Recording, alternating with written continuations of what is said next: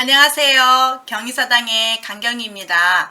자, 1월의 방학을 맞이해서 여러분이 부스에 대한 강의를 제가 시작합니다. 자, 부스는 총 214자대요. 자, 부스가 얼마나 중요한지 제가 누누이 영상에서 말씀드렸는데, 그러면 이 부스가 정말 무엇인지, 214자의 이름은 무엇인지 이거에 대해서 알아야 제 영상을 더 쉽게 이해할 수 있고요. 또 하나 중요한 점은, 자, 어떻게 한다고 했죠? 부스의 역할. 자, 부스는 무엇을 담당한다? 뜻을 담당한다. 그래서 오늘부터 부스가 총 17회까지 있는데요. 이 부스를 전체 다 여러분이 방학 동안 1월이나 2월 중에 다 암기할 수 있도록 제가 영상을 한번 꾸준하게 올리겠습니다. 자, 오늘 첫 번째 시간인데요. 1획에서 2획의 한자를 한번 보겠습니다. 자, 먼저 7반을 보시면 오늘 1획은 정말 한일부터 시작을 합니다. 이 영상을 시작으로 해서 부스 수업이 끝날 때까지 정말 부스를 다 달달달 외우신다면 어떤 한자를 봐도 추가되는 음과 이 부스가 해당하는 뜻을 해석한다면 한자를 금방 1000자에서 2300점 정도로 이해할 수가 있어요. 꼭 반복해서 보시고 부스 214자를 다 외우시길 원합니다. 시작합니다. 첫 번째 한일입니다. 한일은 다 모르는 건 없고 이게 들어가서 들어있는 부스들인데 하나라고 생각하시면 되고요. 두 번째 뚫을꼬는 위에서 아래로 뚫는다고 해서 뚫을꼬인데 여기 한자 보시면 가운데 중자죠. 가운데 중자도 어떤 토지나 물건 가운데를 이렇게 꽂다라는 뜻이고요. 점주, 불동주를 보시면 자, 이 점이에요. 그래서 점, 이름은 주인데 이 주인주에서 발음을 하기도 하고 불을 뗐을 때 뗄감에서 그 불톡이 톡톡톡 튀어간다고 그래서 불동주라고도 한대요. 그래서 얘는 점을 상징하고 불동주라고도 읽어요. 이 이름들을 외우시면 돼요. 세 번째 삐침별을 보시면 한자가 여기에서 이렇게 삐침을 가서 삐침별이라고 하고요. 반대로 이렇게 돼 있는 건 파인불이라고 하는데 많이 쓰진 않아요. 조금 연상하기 좋게 보면 아버지 부자를 보시면 아버지 부에서 이쪽과 저쪽으로 이렇게 나눠질 때 삐침 한 번, 파임 한 번. 그래서 이 삐침별이 들어간 한자들을 보면 이거 이에네라는 한자인데 여기 들어가죠. 갈지자에 이쪽에 들어가요. 자, 그다음 세을자를 보시면 한 번에 쓰는 1획인데요. 세을자인데 이 세을은 이렇게 꼬리만 쓰기도 해요. 이만큼만. 그래서 9구자에 이렇게 남아있죠. 그래서 9구에다가 이렇게 세을에다가 이렇게 표현하면 세을자인데 9구 해석을 하면 이 9구는 이쪽만 없으면 뭐예요? 그렇죠. 이쪽만 없으면 열십자죠. 이 열십에서 새 한 마리를 빼면 10마리에서 한 마리 빼면 9마리에서 9구자가 탄생을 했다고 합니다. 갈고리 골자는 이 뚫을곤하고 차이점은 아래가 이렇게 돼 있죠. 그래서 갈고리골 하는데 이건 일사라는 한자예요. 이렇게 맨 마지막에 한번 씁니다. 필순. 자, 맨 마지막에 뚫을곤과 갈고리골은 마지막에 써요.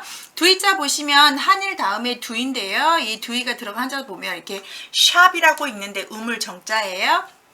그래서 이렇게 한자 이렇게 2개 들어가는 거 가령 5오자에도 두이자가 들어가요. 맨 위에 맨 아래 이런 식으로 한자 안에 획순이 들어갈 때 쓰고 두이가 들어가면 2번이고 한일이 들어가면 한일이지만 한자 획순을 너무 간단해서 어느 부수 부분으로 넣어야 될까 할 때 그때 쓰는 것이고요.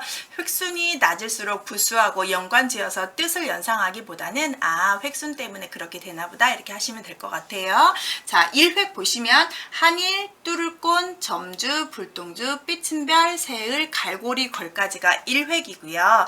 2획은 두희부터예요. 두희, 그 다음 여기 보시면 돼지의 머리라고 많이 아시는데 뜻없는 토두라고도 있지요. 자, 여기에서 머리라는 말, 변이라는 말 이렇게 등장을 할 건데 제 영상 중에 부스 위치에 따라서 이름이 옆에 붙는 말이 있습니다 라고 해서 제가 3-4번 영상에 한번 놓은 게 있어요. 그거 한번 보시고 부스 강의 들으셨으면 좋겠어요.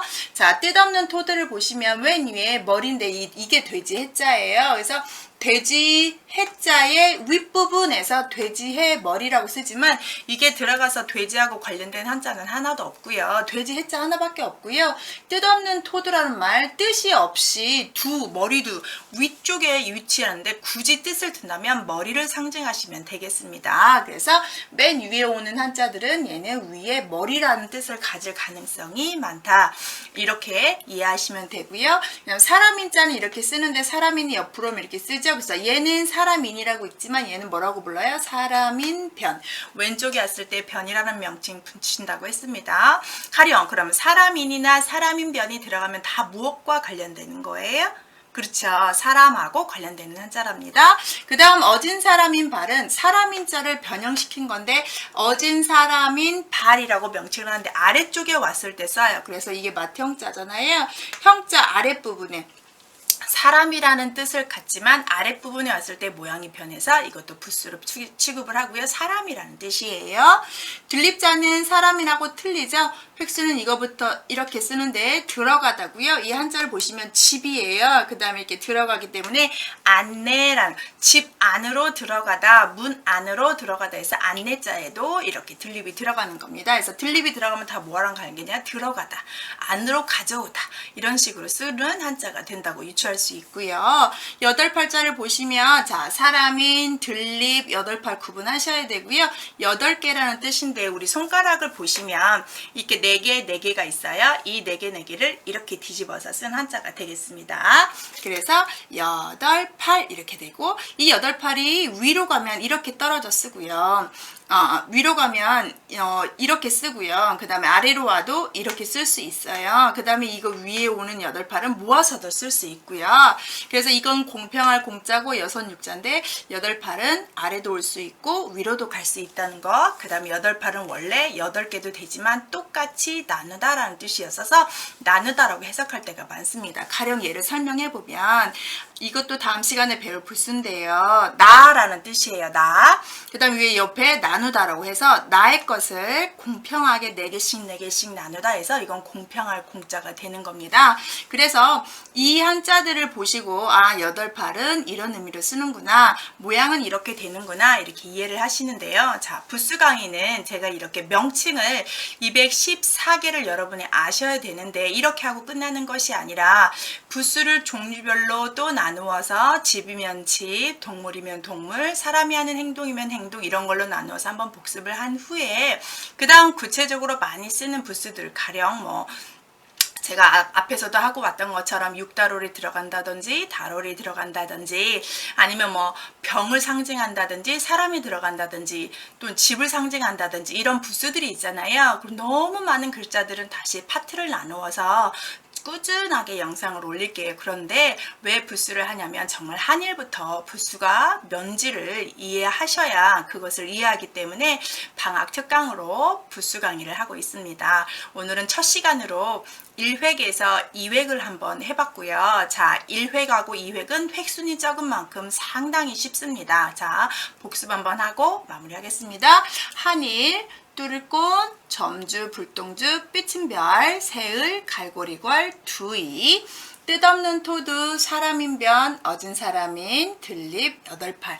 여기에서 오늘 강조하고 싶은 건 사람인, 들립, 8팔 모양 구분하시기 바랍니다. 다음 시간에는 다시 부수를 연속해서 2획, 3획, 4획 이렇게 연속해서 계속 부수 공부를 한번 하겠습니다. 제 영상 반복해서 보시고 항상 내용 아래에다 제가 부수의 명칭 이런 거 써놓으니까 들고 다니면서 한번 암기하셔도 좋을 것 같습니다. 다음 시간에 다른 부수 획순으로 만나겠습니다. 수고하셨습니다. 안녕하세요. 경희사당의 강경이에요. 오늘은 부수 2획을 다 한번 알려드릴게요. 오늘 2획 부수 저번 시간에 이어서 2획 부수 합니다. 첫 번째 멀경자인데요. 멀리 있는 문을 그린 거래요. 이름 한번 알아두시고요. 두 번째 덮을 멱자인데 이 가로에 있는 민간머리는 원래 있는 명칭이 아니라 민갓 밋밋이라고 표현하는 것은 갓머리에서보다 밋밋하다 해서 나중에 여기에 꼭지가 붙은 진면자 갓머리자를 배우는데 그것을 빨리 외우기 위해서 옛날 우리 조상들이 만든 별명이라고 부르면 되겠어요.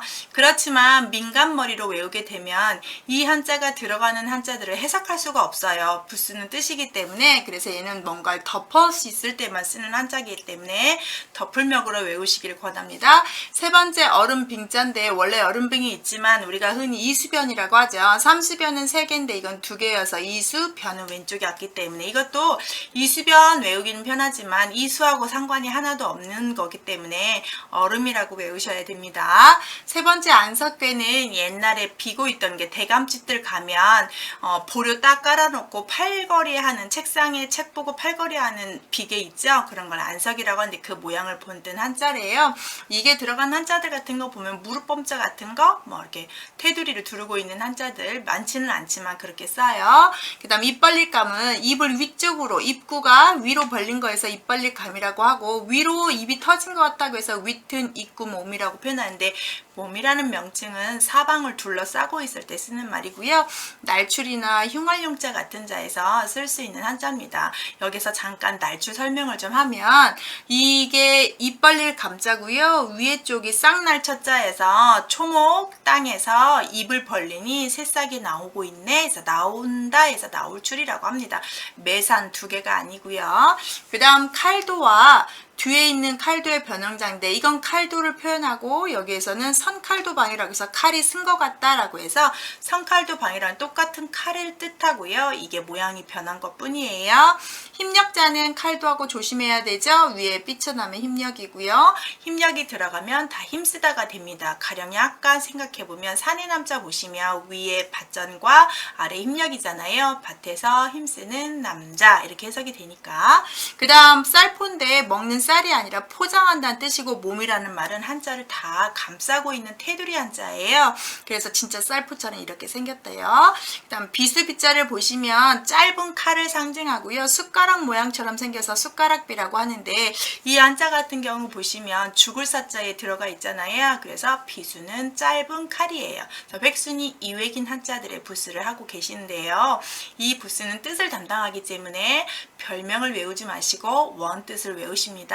한번 복습 한번 해보면 멀경은 문, 덮으면 덮을명, 얼음은 얼음, 안석고있는 베개 모양, 입 벌릴 감은 위로 뻗은 모양, 이렇게 뭔가를 벌리고 있는 모양, 칼 모양, 힘력, 뭔가를 싸고 있는 모습, 칼, 숟가락 모양으로 해서 9개를 했고요. 나머지 상자방과 감추리는 모양이 상당히 비슷한데 상자는 뚜껑이 없는 상자고요. 감추리는 뚜껑이 있는 상자래요. 그래서 뚜껑이 있다기 때문에 감추레가 되고 상자방의 한자보다 감추레자를 훨씬 많이 씁니다. 지금 제가 뭐 나눌구자를 써놨는데 나눌구나 뭐 짝필이나 이런 거 다 감추레자입니다.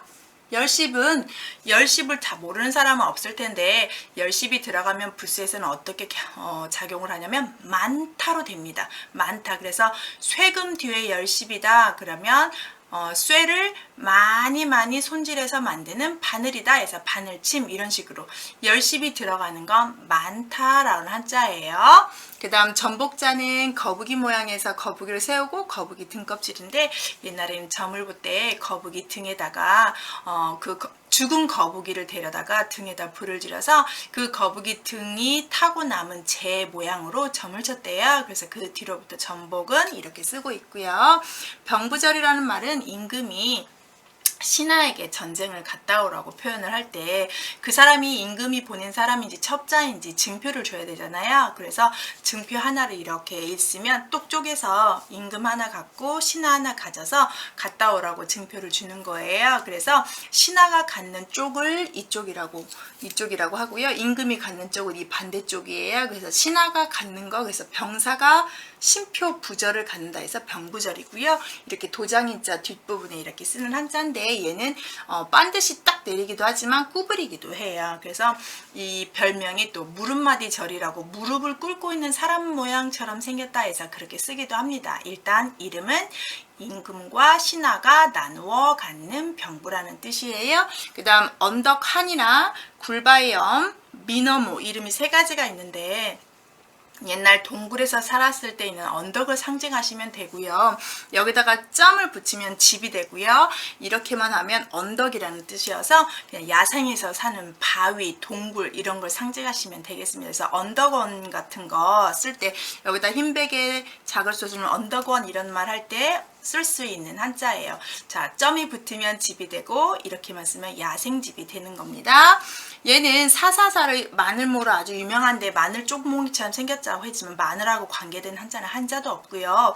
제가 저번 영상에 8팔 할 때 공평할공 얘기했던 것처럼 자, 사사사는 이렇게 나를 가르치는 나 이렇게 세모로 손으로 나라는 뜻을 한자예요. 그래서 손으로 나를 가리키는 모습 사사사 좀 짧게 하면 나 아이, 마이, 나라는 뜻이에요. 이게 들어오면 나라는 뜻입니다. 그 다음 또 우자는 오른손 우자로 유명하고 손이 오른손을 많이 쓰기 때문에 또 쓰는 손에서 오른손 우자예요. 이게 들어가면 다 손 모양이 된다는 건 꼭 기억하고 있으셔야 되고 제가 나중에 한자 할 때 매번 말씀드릴게요. 오늘은 부수 명칭을 정확하게 아시고 이 부수가 들어가면 어떤 뜻이다 이런 걸 아시면 되는 거예요. 2획에서 상자와 감추레가 있는데 뚜껑이 있으면 감추레 없으면 상자 모양, 열십 들어가면 많다 모양, 전복 들어가면 전 본다는 거, 병부절이 들어가면 무릎을 꿇는 모습도 있고 심표를 갖는 모습이고요. 그 다음 언덕한 굴바이엄 미너모라고 하는 거지만 언덕 모양을 그린 게 1번이고요. 나를 가리키는 모습이고 마늘 뜻 하나도 없고요. 또 자는 손 모양이어서 오른손을 상징하는 글씨입니다. 자, 지금 부수 명칭을 외우시라는 거예요. 이 부수가 들어가서 생기는 한자들은 제가 다시 올립니다. 그거는 여러분이 일단 부수 214자를 외우신 다음에 같이 심층으로 해야 될 공부니까 자, 저번 시간에 이어서 오늘 2획 다 끝났습니다. 다음 시간에 3획을 할 거고요. 자, 배우신 한자 한 번만 읽어볼게요. 여러분 제 영상 맞춰도 반복으로 여러 번 보셔서 꼭 암기하시길 바래요. 첫 번째 오늘 배운 2획 부수는요. 멀경, 두 번째 덮을멱, 얼음빙, 안석괴, 입벌릴감, 칼도, 힘녀, 쌀포, 비수비, 상자방, 감추레, 열십, 전복, 병부절, 언덕한, 사사사, 또우 이렇게 해서 저번 영상에 이어서 한자 2획 부수를 마무리했습니다. 자, 방학 동안에 정말 마음먹은 일 잘 이루시고 부수 2회까지 완벽하게 외우시기를 권합니다. 그래야 다음 영상이 좀 쉬워요. 다른 한자 보기가. 자, 다음 시간에 3회에서 만나요. 좋아요, 구독 눌러주세요. 고맙습니다. 안녕하세요. 경희사당의 강경희입니다. 오늘 부수 3획 수업 시작하겠습니다. 1획, 2획에 이어서 3획인데요. 3획은 다른 부수보다 좀 숫자가 많아요. 자, 두 번에 나누어서 한번 해보겠습니다. 오늘 첫 번째 보시면 입구와 애울리, 흑토, 선비사, 디저울치, 천천히 걸을새, 저녁서, 큰대, 계집녀, 아들자, 진면, 마디촌, 작을소, 절름발이 왕을 한번 배워보겠습니다. 이런 부수가 들어가면 어떤 뜻이 되는지 한번 볼까요? 첫 번째 입구하고 애울리를 보실 텐데 입구 한번 보시면 입 모양을 본떠서 만들어서 입구고요. 이 입구는 이게 들어가서 우리의 입을 모양을 상징하는데 입은 거의 동그란 모양인데 왜 네모로 썼을까요?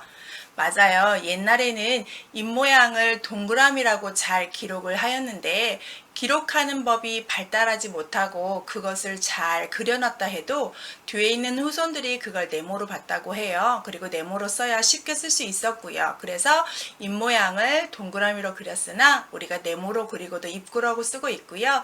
꼭 입만 쓴 것이 아니라 이 입구는 좌우 상하로 다 쓰고 있고요. 이 입이 들어가면 사람이라는 뜻이 있어서 사람구라는 뜻도 있다는 걸 좀 알아두셨으면 좋겠고요. 가령 예를 들면 식구 이럴 때 구자가 입구가 들어가는 것처럼 입 모양도 되지만 사람이라는 뜻도 있다. 하나만 더 해볼까요? 우리가 우리나라 인구가 5천만이다 할 때 인구 할 때도 구자에는 사람구어의 뜻이 있는 입구를 사용하고 있습니다. 자, 두 번째 입구보다 큰 애울리를 시작할 건데 애워싸다라는 뜻인데 사람들은 애울리라는 말보다는 입구보다 큰 애 그리고 몸 테두리를 둘러싸고 있을 때만 쓰는 한자네. 그래서 큰 입구 몸이라고 아주 유명하지만 입이 크다라고 하는 해석은 하나도 없어요. 그러니까 이 가로의 찐말은 참고만 하시고 진짜는 뭐만 있어요? 애울위. 애워싸다라는 말인데 특히 어디에 많이 있냐면 나라국자나 애워쌀 위자나 가둘 위자나 뭐 원인 인자나 이렇게 큰 테두리를 두를 때 쓰는 한자예요. 이런 한자들은 뭔가를 삥 둘러있다. 울타리를 쳤다 이렇게 해서 보시는 것이 맞습니다. 그래서 큰 입구가 아니라 애워싼 모습을 본뜬 한자여서 이게 들어가면 뜻을 다 애워싸다라고 해석을 하셔야 됩니다. 세 번째, 흑토와 선비사를 볼 건데 먼저 흑토는 땅을 상징하는 걸 하나를 크게 하고요. 위에서 식물이 자라거나 어떤 나무가 자라고 있는 것을 그린 거예요. 그래서 땅이 식물보다 크게 되고 위에는 작게 그려서 흑토죠. 비슷한 한자들을 제가 또 모아서 한번 영상 올릴 텐데 선비사하고 흑토하고 상당히 비슷하게 생겼죠. 바로 아래에서 배울 거지만 먼저 흑토를 정리하면 땅을 그려놓고 위에 초목이 있는 모습을 그려서 흑토가 들어가면 다 뭐랑 관계되겠어요? 그렇죠. 흙하고 관계되겠죠. 뭐 땅지에도 당연히 들어가겠고요. 흑토가 들어가면 땅하고 관계되는 한자다. 그 다음 네 번째 선비사를 보시면 흑토하고 모양이 다르지만 아래가 짧아요. 그래서 이 선비사를 쓰는 해석들을 많이 보면 그림에서 본뜬 한자들인데 부수는 거의 사람의 생각을 약속한 한자나 또는 사람들이 그림을 보고 만든 한자인데 그림으로 만드는 것을 선비사로 설명을 한다면 왜 박사들이나 학사들이 졸업할 때 쓰는 모자 모양 있죠. 아래는 짧고 위에가 긴 그래서 그런 모자 모양을 본뜬 게 아니겠느냐라고 하는 책은 상형으로 해석을 한 거고요. 또는 사람의 생각을 약속한 한자이기 때문에 선비는 보통 의미가 한자에서도 똑똑하다로 해석을 합니다. 어떤 관리를 상징해요. 벼슬아치를 상징하기 때문에 이 사람들은 똑똑하다로 아래에 있는 한일이 위에 열십이어서 하나만 가르쳐도 10개를 다 습득하는 사람이 선비다라고 해서 선비사를 해석하기도 합니다. 여러분 편한 걸로 기억하시고요. 흑토와 선비사는 모양이 다르고 흑토는 아래가 길고 선비사는 아래가 짧다 이렇게 정리하시면 좋겠고요. 다섯 번째 뒤져 옳지 발음 주의하시는데 뒤져 옳지 천천히 뒤쳐져 오다라는 뜻이고요. 여섯 번째 천천히 걸을 쇠자인데 상당히 모양이 똑같고요. 굳이 찾다면 이 아랫부분만 다른데 먼저 뒤져 옳지를 보면 그칠지라는 한자의 변형자인데 이게 천천히 느릿느릿 오는 발을 그리다 보니까 저런 모양이 나왔대요. 근데 뒤저울치는 쓰는 한자가 그렇게 많지는 않아요. 위쪽에 저런 모양이 왔을 때 많이 쓰는데 가령 뭐 각각각 같은 거 생각해 보시겠어요? 저 뒤저울치 밑에다가 입구 쓴 한자예요. 그래서 뒤저울치는 그럴 때 쓰고 천천히 걸을 쇠라고 하는 한자는 아래쪽에 오는데 제가 예시를 하나 써봤어요. 여름 하자를 써봤는데 이 위에 머리열과 아래에 있는 뒤저울치를 써서 머리와 발을 내놓아야 하는 계절이 여름이 아니겠느냐 해서 여름 하자를 쓴대요. 그래서 뭐 하계올림픽이라든지 하복이라든지 하지라든지 이런 말 쓸 때 쓰는데 모양이 상당히 비슷하지만 거의 구분할 수 없을 정도로 써서 위에 왔느냐 아래로 왔느냐라고 구분하지만 뒤저울치와 천천히 걸을 쇠자는 다 천천히 걷는 발이라는 걸로 공통점을 찾을 수 있고요. 많이 쓰진 않지만 저런 모양 나오면 발 모양에서 왔나 보다 라고 정리를 하시면 좋겠습니다. 일곱 번째 보시면 저녁석자인데 제가 아래 영상에서 저녁과 다로를 저녁석과 다로를 구분했었죠. 이건 초저녁을 상징한다고 했고 달 모양이고 다로알보다 획순이 하나 모자라고 있고요.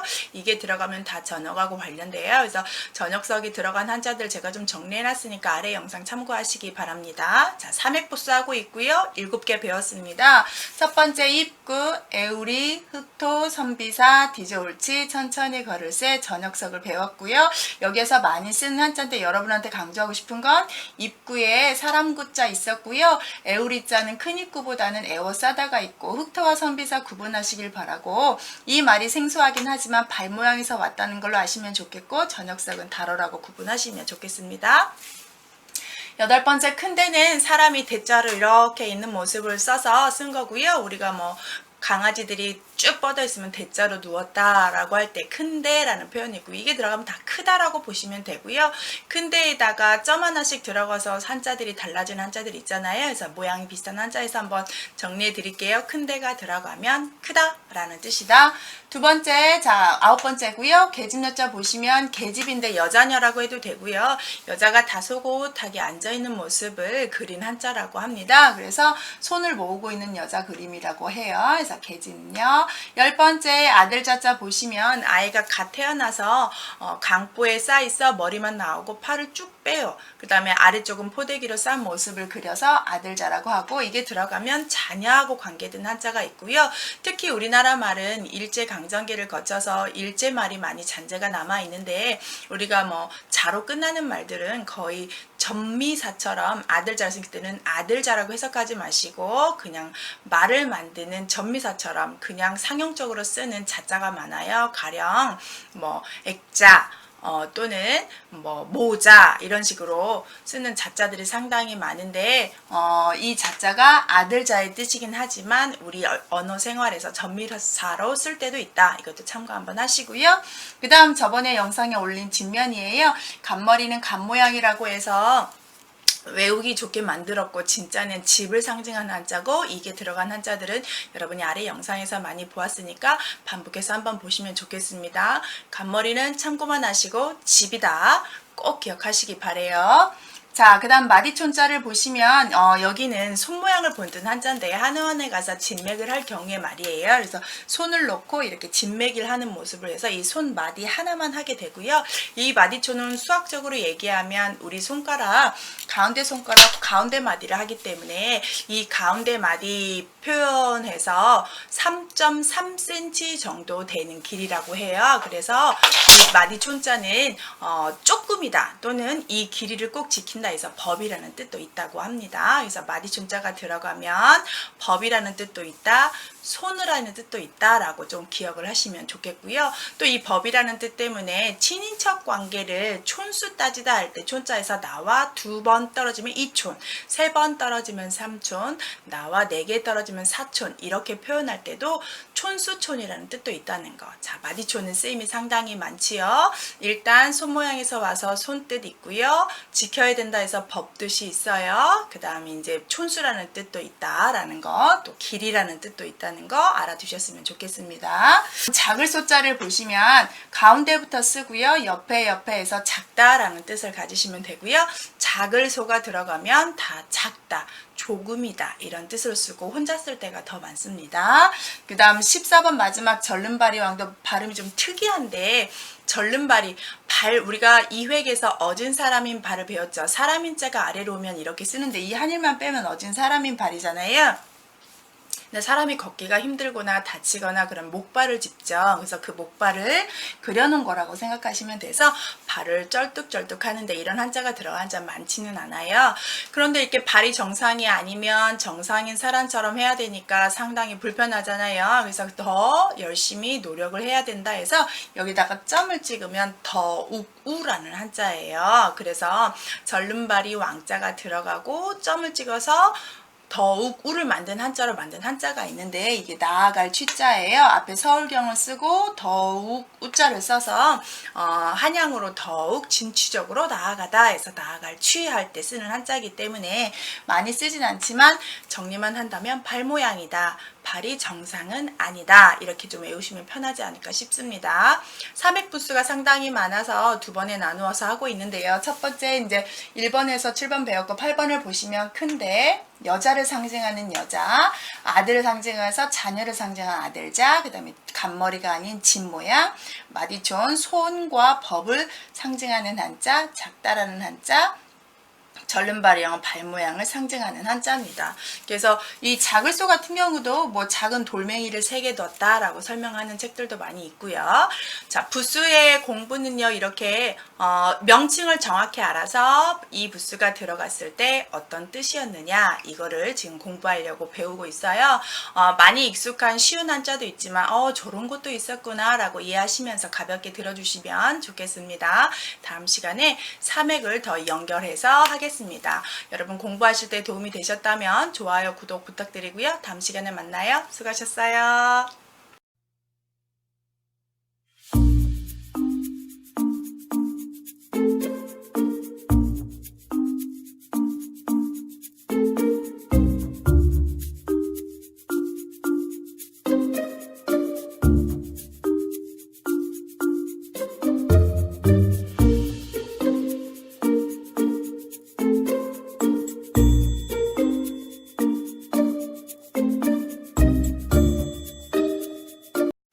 안녕하세요. 경리사당의 강경희입니다. 삼획부스 두 번째 시간 시작하겠습니다. 오늘 배울 한자는요.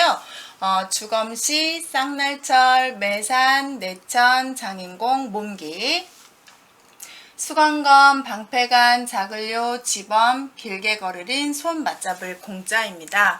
부스는 뜻을 담당하기 때문에 이런 한자가 들어가면 이런 뜻이구나 이렇게 이해하시면 됩니다. 첫 번째, 주검시라고 해서 사람 시체를 본뜬 한자인데 그 널 모양, 관 모양을 그렸다고 해요. 그런데 이게 들어가면 다 시체만 관련되는 게 아니라 이 주검시라고 읽긴 있지만 화살표 한 것처럼 몸과 집을 상징하는 한자로 쓰고 있어요. 그래서 몸이 되면 가령 여기가 꼬리미자거든요. 그래서 사람 몸 중에 또 짐승 몸 중에 털이 달린 부분은 꼬리다 라고 해서 꼬리미 이럴 때 몸을 상징해요. 그 다음에 집 모양을 본뜬 한자도 돼서 여기에 보면 살것자가 있잖아요. 그래서 사람들이 집을 지어서 옛날부터 살았다 라고 해서 살것 이런 식으로 하는 거기 때문에 주검시라고 읽긴 하지만 몸과 집의 뜻이 있다. 그리고 모양은 사람의 관 모양 또는 사람의 머리와 사람 미라처럼 묶어서 아랫부분을 좀 끼다랗게 뺀 것처럼 보기도 한데요.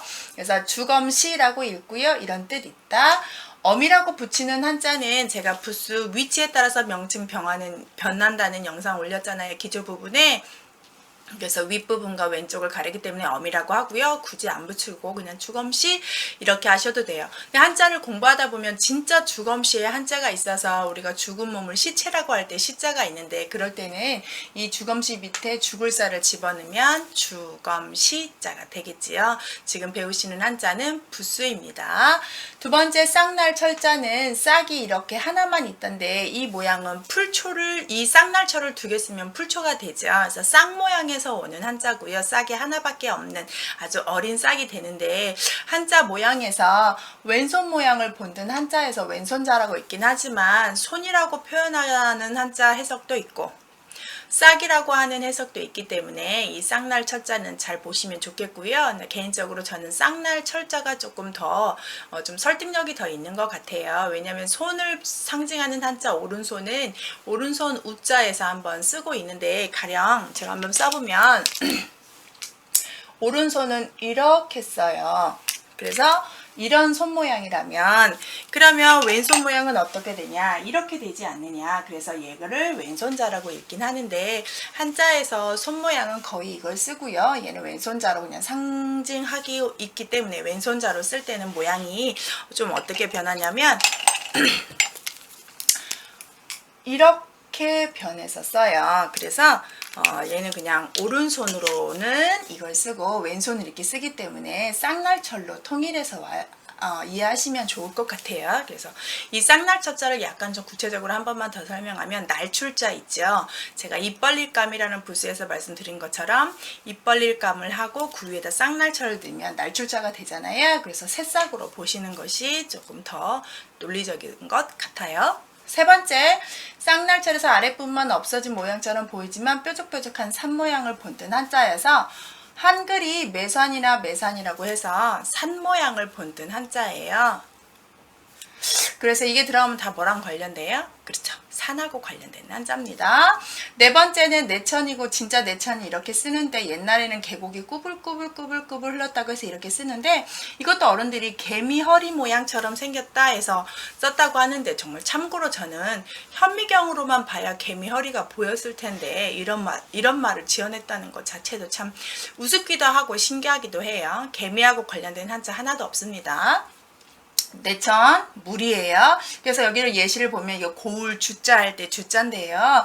내천을 쓰시고 점점점 찍어놨잖아요. 그래서 이 물가 주변으로 생성된 마을이에요. 근데 지금 같은 시대에 드론을 띄워서 강가 주변에 그 집들 주거지를 보아서 그 집들이 모여 있는 것을 점점점 찍은 거예요. 그러니까 강 주변에 사람들이 살았기 때문에 상당히 많이 살아요. 그래서 인구가 많은 밀집되어 있는 지역을 주라고 해서 우리가 막 나주, 전주, 광주 뭐 이런 식의 주자로 청주 주로 끝나는 도시들에 많이 쓰는 한자입니다.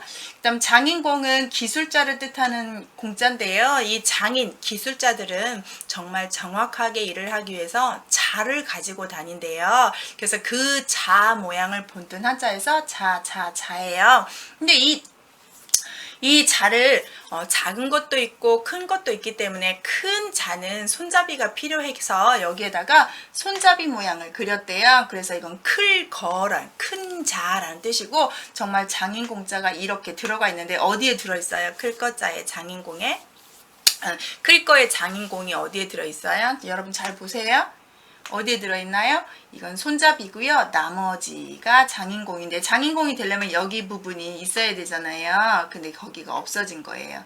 그래도 장인공을 써서 이 클 거자의 획수는 하나씩 써야 돼요. 하나씩 이렇게 쓰는 게 아니고요. 그래서 장인공자에 클 거자 예시가 있는데 클 거자에 장인공이 들어가 있다. 그냥 몸기자도 사람이 무릎을 꿇고 있는 모습인데 우리 한글 리을처럼 생겼죠. 한글 리을하고 관계가 하나도 그렇죠. 없습니다. 그래서 몸기자는 사람 몸을 상징하고요. 얘는 혼자 쓰는 부수여서 이런 것들을 제부수라고 하는데 자기가 자기 뜻을 다 대변하고 혼자 쓸 수 있어요. 자기 뭐 이렇게 자기 본인 자신을 할 때 쓰는 기자지요. 그래서 몸기자는 사람이 무릎을 꿇고 있는 모습이다. 그래서 고어들을 좀 보면 이 그림을 보면 사람 머리를 이렇게 그리고 사람이 이렇게 앉아 있는 걸 그렸다. 그래서 몸기자가 이렇게 생기지 않았느냐라고 봅니다. 삼획부수 하고 있고요. 6자 한번 정리해 볼까요?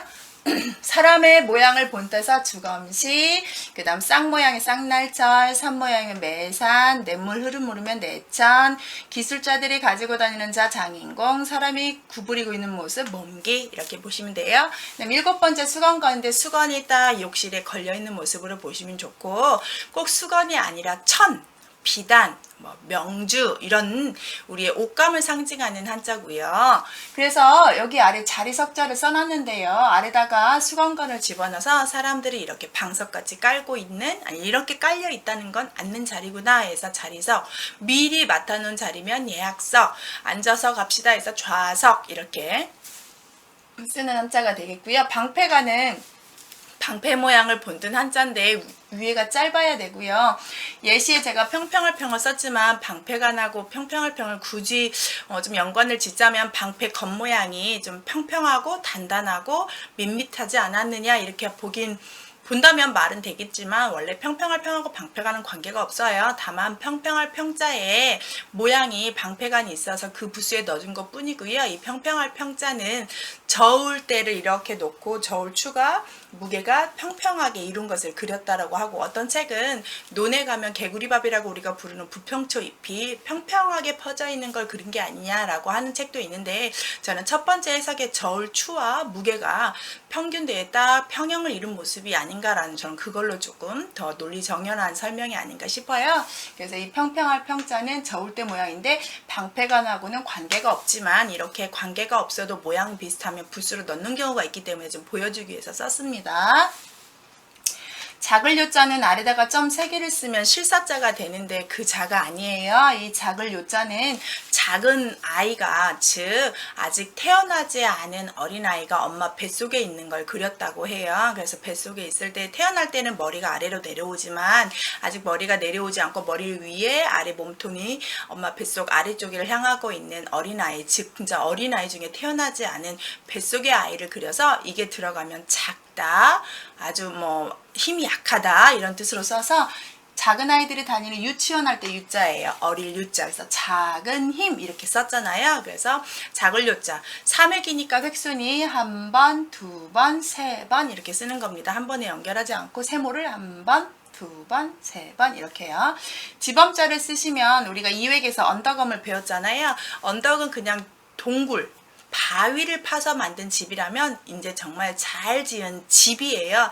지붕을 얹어요. 그래서 점을 집어넣으면 지범인데 어모라고 하는 규칙은 이 주검시하고 똑같이 엄이에요. 둘러싸고 있기 때문에 이걸 들어가면 집인데요. 우리가 집을 벌써 3획에서 먼저 배우고 온 게 있죠. 집면자. 그렇죠. 집면자를 보시면 이 집하고 우리가 배운 집면이 있어요. 그럼 보세요.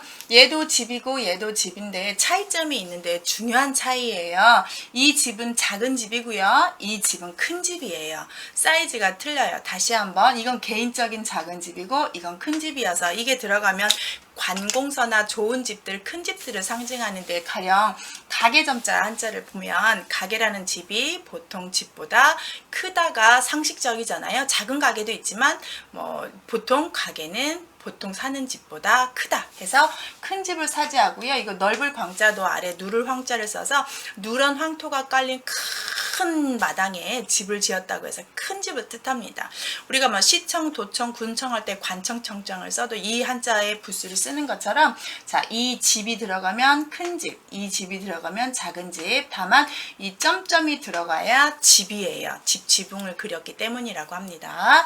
그 다음 11번에 길게 걸을 있는데 이 자도 나중에 점을 붙이면 다음 시간에 하겠지만 점을 붙이면 이런 자가 있잖아요. 이 자하고 구분을 해야 되는데 잠깐만 설명을 하면 자 보세요. 이게 들어오면 길게 걷다기 때문에 천천히 걷다라는 뜻이 되고요. 이건 책받침이라고 읽는데 빨리 걷다가 됩니다. 두 가지만 아시면 돼요.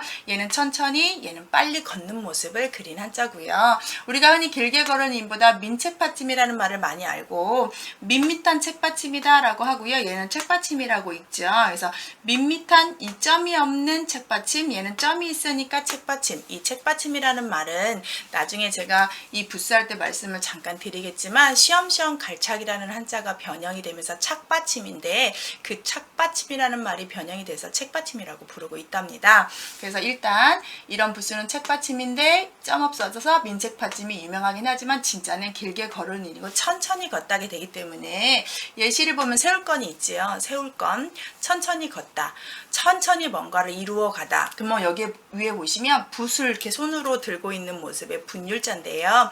붓으로 법령을, 규칙을 천천히 써 내려가면서 하나의 나라를, 하나의 단체를, 하나의 회사를 만들어가고 있다, 세워가고 있다 해서 세울 건자를 이렇게 쓴다고 합니다.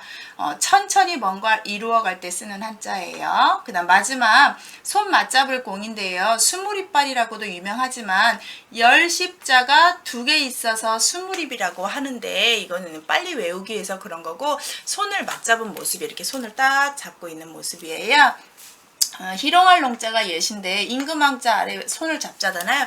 임금이 자기 손에 잡힌 것들은 자기 맘대로 휘두르다 해서 성희롱할 때 하는 농자인데 요즘 뉴스 보면은 성희롱 이야기들이 너무 좀 마음 아프게 많이 있어요. 그래서 희롱하다는 말은 가지고 놀다가 돼서 여기서 손을 가지고 손에 뭔가를 쥐고 하다라는 뜻으로 손 맞잡을 공 이렇게 표현을 하고 있습니다. 자, 삼획부수 두 번째 시간이었어요. 자, 첫 번째 보시면 이제 일곱 번째 수건건 수건 모양, 방패 모양, 뱃속에 있는 아기 모양, 집 큰 집, 천천히 움직이는 모습, 손에 뭔가 잡고 있는 모습 해서 이렇게 삼획부수를 하고 있습니다.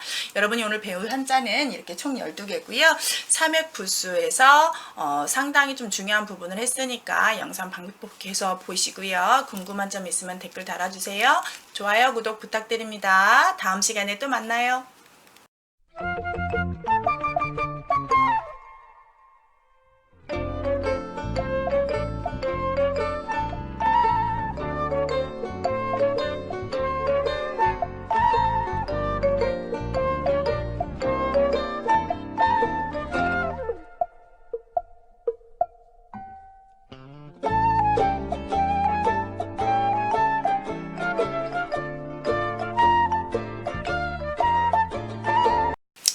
안녕하세요. 경리서당의 강경희입니다. 오늘은 부스 400을 하겠습니다. 그런데 300에서 약간 남은 획순이 5개 정도 남아서 300 마무리하고 400 시작하겠습니다. 오늘 300은 주사릭, 활궁, 돼지머리개, 터럭삼, 자축허리처까지 하면 다 마무리가 되고요. 자, 사획은 마음심부터 시작을 합니다. 오늘 사획부스는 마음심, 창과, 지게문호, 손수, 지탱할직, 칠복자를 하겠습니다. 사획도 3회과 마찬가지로 여러 개 회차가 있어서 나누어서 한번 알려드릴게요. 먼저 3회의 마무리인데요. 주살대기라는 말은 화살촉 끝에 줄을 매다른 모습이어서 주살이라고 불렀대요. 이게 들어가면 규칙을 딱 가지고 만들었던 무기이기 때문에 규칙이라는 뜻이 있고 화살이나 창하고 관련된 한자가 돼요. 그래서 줄이 매달린 화살, 여기에 보시면 예시를 보면 법식이라는 한자가 있는데 장인공 전 시간에 배운 것처럼 만들다죠. 그러면 주사를 만들었는데 모두가 똑같은 규격으로 똑같은 것을 썼다 해서 법식자를 이렇게 만들었다고 합니다. 그래서 주사릭이 들어가면 전쟁 무기인데 화살촉 끝에다가 줄을 매단 것 이렇게 정리하시면 될 것 같아요. 두 번째, 활공자는 주사리께 이어서 전쟁 무기인데 활 모양을 본뜬 한자고요. 이게 들어가서 화살과 화살촉을 양쪽에 들으면 끌인이라는 한자가 되는 것처럼 활공이 들어가면 활이라는 뜻이다 이렇게 하시면 됩니다. 그래서 이게 들어간 한자들이 상당히 여러 개 있는데 약할 약이라든지 강할 강이라든지 클홍이라든지 이런 한자들이 좀 있어요. 그래서 활공이 들어가면 전쟁 무기인데 이 활공자가 전 시간에 배웠던 몸기자하고 모양이 약간 비슷한데 아래가 틀리죠. 참고하시기 바랍니다. 세 번째 한자는 돼지머리 개자인데 흔히 이것도 튼 가로알이라고 부르는데 가로알하고는 관계가 하나도 없어요. 돼지머리 개자인데 우리 고사 지낼 때나 제사 지낼 때 또는 무당이 어떤 구슬할 때 올려놓는 돼지머리 모양을 그린 한자래요. 그래서 돼지가 입 벌리고 있는 큰 돼지 모양인데 이 모양은 이렇게도 쓰고 이렇게도 쓰는데 이런 모양으로 변하는 거 한자 보셨을 거예요. 이건 나무 깎을 녹이라는 한자인데 풀을 녹자나 기록할 녹자에 들어가 있지요. 그래서 이 윗부분이 이 모양하고 이 모양이 없었구나 이렇게 보시면 좋겠고요. 돼지머리 개자가 들어간 한자는 많지는 않아요. 이런 부수도 있구나, 이런 모양이 있을 때는 이렇게도 변형하는구나 까지만 아시면 좋겠고, 튼 가로알이라고 쓰는 한자는 해석은 없어요. 자, 그 다음 터럭삼자를 보면 머리카락 3개를 그리는 한자인데요. 이렇게 모양 형자에 들어간 것처럼 이렇게 쓰면 되고요. 이 앞에 있는 한자는 옛날에 형벌 중에서 목칼 있어요. 그래서 거기 목을 집어넣는데 칼날이 다 서 있어서 머리를 풀어 헤치고 앉아서 눕지도 못하고 아무것도 못하게 그 형틀을 목에다 끼워서 하는 형벌이 있는데요. 그 형자에다가 머리카락을 이렇게 풀어놓은 모양이다 해서 그렇게 초췌한 벌을 받는 모양에서 모양 형자를 만들었대요. 그래서 이 터럭 3자는 머리카락을 상징하고요. 이게 들어가면 다 머리카락이에요. 그래서 정말 간단하게 터럭이 몇 개 있어요? 3개. 그러니까 터럭 3 이렇게 외우시면 아주 편하죠. 그 다음 한자가 좀 할 말이 많은데요. 원래 이름은 자축거릴 척자예요. 근데 어른들은 두인변이나 중인변이라고 많이 알아요. 우리가 사람인변을 한번 배웠었죠. 사람인변이 어떻게 써있냐면 이렇게 쓰죠. 근데 이 사람인 변자를 어떻게 해요? 2개가 있는 거 아니야? 그래서 하나 더 있는 거 아니야? 그래서 두인변이라고 하고, 어른들은 겹치면 중자를 써야 중인변이네 라고 하지만 사람하고 관계된 한자가 아니라 이건 걸어가는 한자이기 때문에 원래 한자의 단일 행자에서 이쪽만 쓴 거예요. 그래서 얘만 한자는 자축거릴 척, 이것만 더 한자가 있는데 자축거릴 촉자예요. 그래서 2발이 있어야 걸어간다는데 한 발만 있기 때문에 빨리 걷지 못하고 천천히 걷는다는 말로 쓰는 한자입니다. 천천히까지 수식어를 붙이지 않아도 걷다 이렇게만 아시면 되는 한자예요. 사람이다가 아니라 걷다예요. 그래서 사람일 때는 사람을 쓰고 이게 들어가면 걷다가 돼서 단일 행자라든지 이 한자 뒤후자죠. 이것도 부수의 총집합인데요. 지금 배우시는 거 걸어가다예요. 전 시간에 배웠던 거 작을 요자예요. 그 다음 한자는 뒤후자 아래에 있는 건 천천히 걸을 쇠예요. 그러면 천천히 작은 아이가 걸어간다는 뜻이 되겠죠. 그래서 천천히 작은 아이가 걸어가면 어른보다 빨리 갈 수가 없어서 뒤처지기 때문에 뒤후라고 표현하시면 되는 겁니다. 자축거릴 척자 발음이 좀 특이하긴 하지만 걸어간다는 뜻이라는 건 꼭 기억하시고 사람이 아니라 걸어가다의 발입니다. 자, 주사릭, 활궁, 돼지머리개, 터럭삼, 자축거릴 척해서 3획을 마무리했고요. 이제 새롭게 4획을 시작을 하는데요. 4획의 첫 번째 마음 심자를 보시면 마음 심장 모양을 본뜬 한자인데 이 마음 심자는 왼쪽으로 왔을 때 아래로 왔을 때 모양이 바뀌고요. 마음심이 들어가면 우리의 심리 상태, 생각하는 것 이런 것들을 다 관련되고 이런 마음과 관련된 것들이 얼마나 많아요. 그래서 한자 자체도 정말 많습니다. 한자 예시를 보면 이건 성품 성자인데요. 날생 옆에다가 마음을 집어넣어서 사람이 태어난 마음, 갖고 다니는 태어날 때부터 가지게 되는 마음, 성격할 때 성자가 되겠어요. 그 다음 위쪽에 함께 공자 쓰고 아래 마음심을 써서 마음과 몸을 함께 바치는 것이 진정한 공경이다 해서 공손할 공자가 되겠습니다. 그래서 마음심이 들어가면 사람의 심리 상태와 관계가 돼서 이렇게 오면 마음심 변이라고 읽고요. 아래로 오면 마음심 발이라고 읽습니다. 변이라는 말, 발이라는 말 제가 영상에 올려놨어요. 부스 위치에 따라서 붙이는 수식어입니다. 그 다음 창과자는 주사리자에다가 칼만 집어넣은 건데 아주 뾰족뾰족한 긴 창을 뜻해요. 자루가 긴 창을 뜻해서 이게 들어가면 다 전쟁하고 관계가 되는 한자입니다. 그래서 싸움 전자 같은 데도 들어가고요. 앞에다가 사람인별 지어넣어서 사람들이 창을 들고 적군을 치다 해서 칠벌자가 되겠습니다. 그래서 창과 들어가면 전쟁이다, 무기다 이렇게 하시면 좋겠고요. 세 번째, 저번 시간에 배웠던 주검시에다 점만 붙였죠. 이건 지게문이라고 해서 두 개의 문은 문문자를 쓰고요. 지게문호자는 문 한자가 상징하는 한자예요. 그래서 문하고 관련된 문이 있다는 얘기는 집에 방이 있구나 라고 해서 아래다가 모방을 써서 방방장을 만드는데 이 지게문호자는 한 가정의 주인이 되는 사람을 우리가 호주라고 하고 그 집에 사는 사람들 다 문서에 적으면 호적이라고 하잖아요. 그것처럼 그럴 때 쓰는 호자예요. 이 지게문은 문 한짝인 문을 지게문이라고 하더라 해서 문호라고도 하고 지게문호라고 하고 또는 지게호라고도 하는 책도 있는데 문 한짝을 그린 한자라고 하시면 좋겠고 그 다음 손수가 아주 중요한 부수죠. 마음심에 마음심 손수는 안 쓴 한자가 없는데 손 모양인데 제일 중요한 게 이거예요. 손수가 왼쪽으로 오면 이 모양을 변해서 제방변이라고 부르는데 이유는 자 제주제자하고 모양이 비슷해서 쓰는 말이래요. 제주제와 모양이 비슷해서 제방변 이렇게 표현하고 너무 어려우면 손수변이라고 하시면 좋고요. 손수가 그냥 들어간 것보다 이 손수변으로 쓰는 한자가 너무 많아요. 그러니까 이게 들어가면 이거 뭔자지? 라고 하지만 이 부수는 손이구나. 그럼 이 손하고 관련되는 한자구나. 이렇게 해석 들어가면 거의 반절은 맞습니다. 그럼 여기서 제주기자를 보시면 손에다가 뒤에 있는 한자가 발음을 주는 건데 바로 아랫자리에 있는 지탱할지가 주는 거예요. 그래서 지 발음이 기가 돼서 제주기. 이 뒤에 있는 한자는 손가락 지가 되는 데 앞에 있는 한자가 손이 뜻이 되고 뒤에가 지자 발음이어서 손가락지. 그래서 우리가 엄지, 검지 이럴 때 쓰는 지자예요.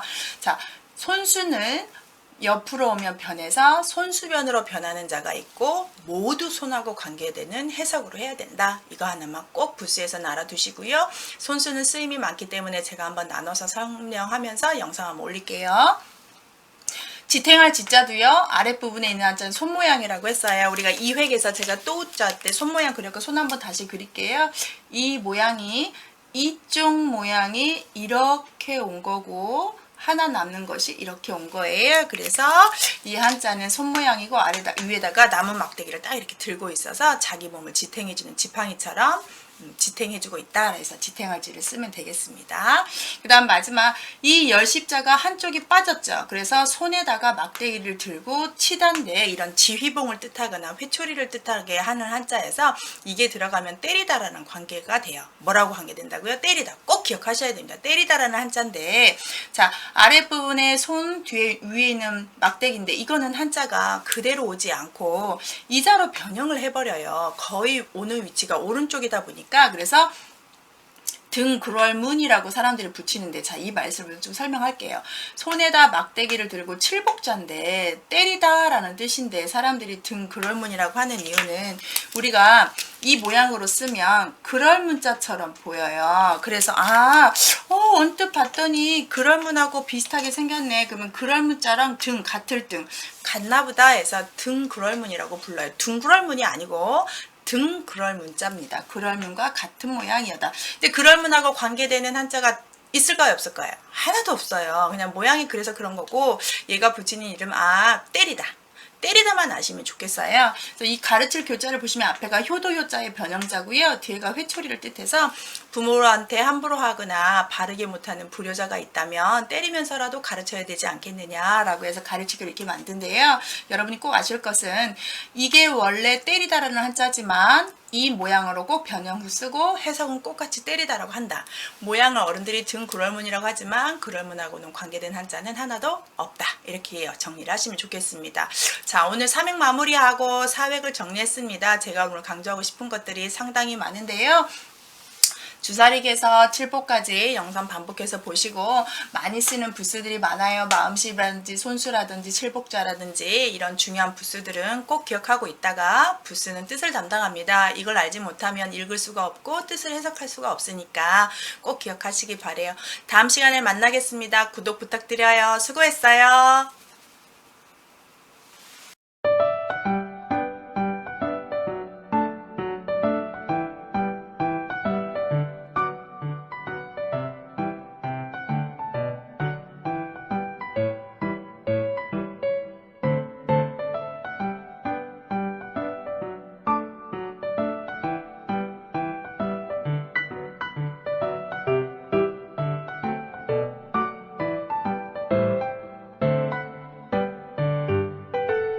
안녕하세요. 경희사당의 강경희예요.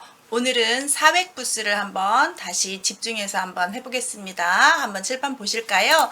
자, 사획에는 그럴문, 말두, 도끼근, 모방, 업슬무, 나리, 가로알, 달월, 나무목, 하품은, 그칠지, 뼈 앙상한 알, 그 다음 칠수, 말문자를 오늘 한번 배우겠습니다. 첫 번째 한자 보실까요?